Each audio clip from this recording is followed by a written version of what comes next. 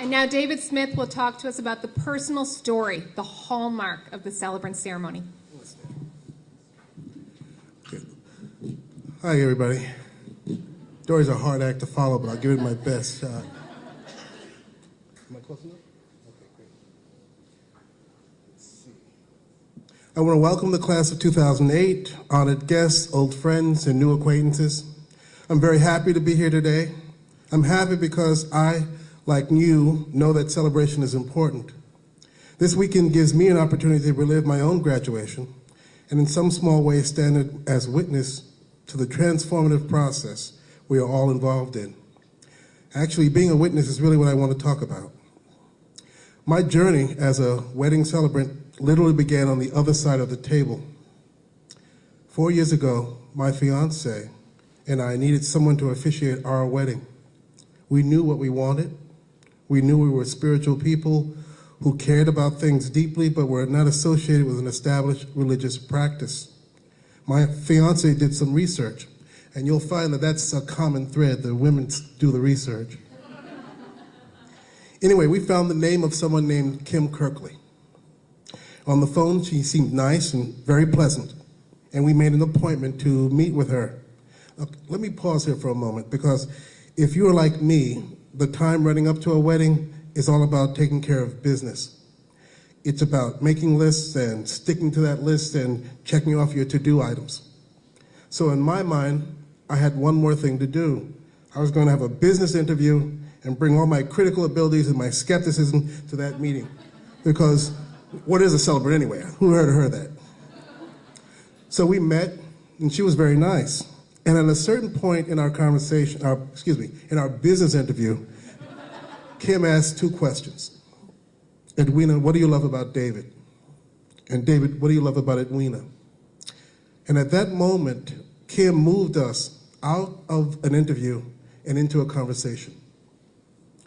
She helped both of us step out of our to-do list mentality and go to another place. We literally took a deep breath, slowed down, and went inside ourselves to check in. And the answers came up out of us, delicate, fragile, and fresh. My fiance and I have been colleagues and friends for many years before we began dating and decided to marry. You would think we knew each other, but the things we said to each other that day felt new and surprising. I was her hero, and she was my queen. And Kim was a part of that.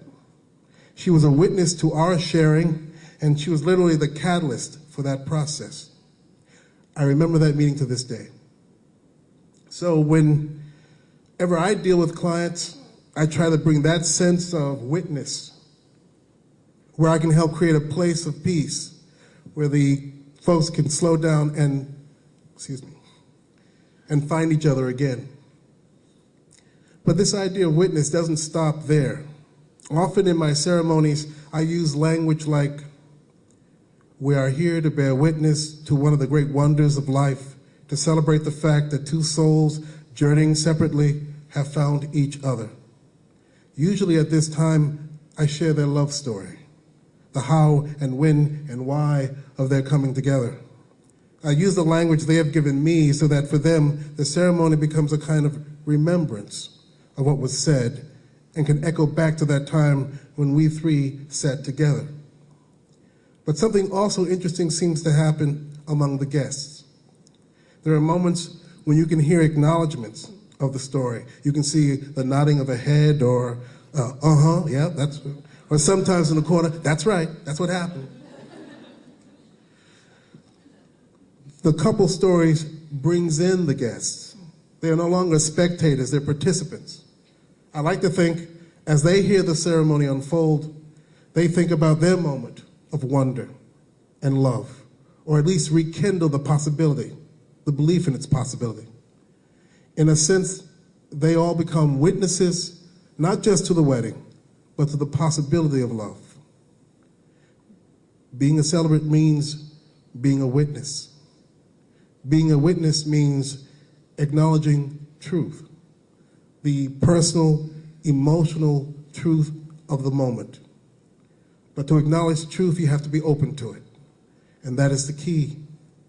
We must first speak our truths to ourselves. What do we hold dear? Why do we do this work? What about this practice is unique to us and draws us in?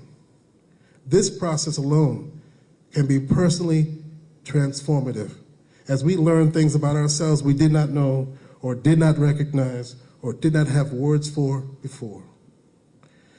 It is after we have answered these questions for ourselves that we can stand ready to help others speak and feel their truths. Bearing witness, then, is an emotional act of great value. Our job is to mirror back as accurately as possible the emotional truth that is presented to us.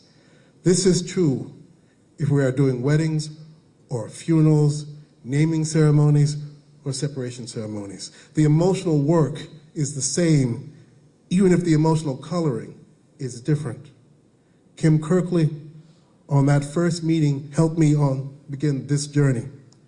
And you, class of 2008, are on your path, participating in an honorable tradition. My journey has been rich, fulfilling, and satisfying. I wish the same for each of you.